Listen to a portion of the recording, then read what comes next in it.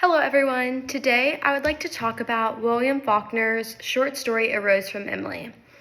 So this story is full of tradition, mystery, and the character of how people act.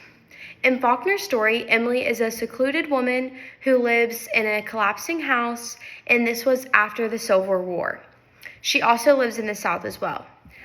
Her tragic life shows how the past and the present can be in conflict with each other. A Rose from Emily sends a powerful message about being alone and not wanting to change through the different characters, unique story structure, and the strong themes throughout the story. The story starts with Emily's funeral, which the people of the town didn't go to out of respect, but more out of curiosity. Faulkner can tell Emily's story by balancing different events that don't happen in order. So when you're reading the story, it's not in chronological order of the events. And we'll talk about this later on of why he did that. He talks about her controlling father, her short relationship with Homer, and how eventually she feels alone. Emily's old house is a reminder of how alone she can feel and how the traditions of the Old South are dying. The shocking end is when the townspeople find Homer's body in her upstairs bedroom. This shows how lonely Emily is and how she won't let go. Let's look at the literary aspect that Faulkner carefully blends to show what the story is really about. Emily is both good and scary at the same time. Her training by her father keeps her from being independent, which really just limits her emotions throughout the story. Emily still can't get over the fact that he's been dead for 3 days and she won't accept it. Keeping Homer's body shows how badly she wants to stop time and avoid of being left behind and alone.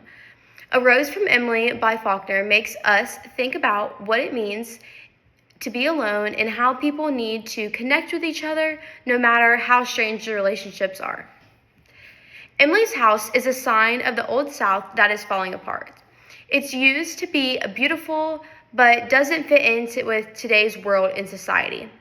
Its physical decline in Emily's life, which is stuck in the past, also represents her house. The gray hair on the pillow next to Homer's body became a haunting sign of her refusal to let go, which shows how mentally sick Emily was. The chaotic timeline builds tension and shows how the people in the town have different ideas about Emily.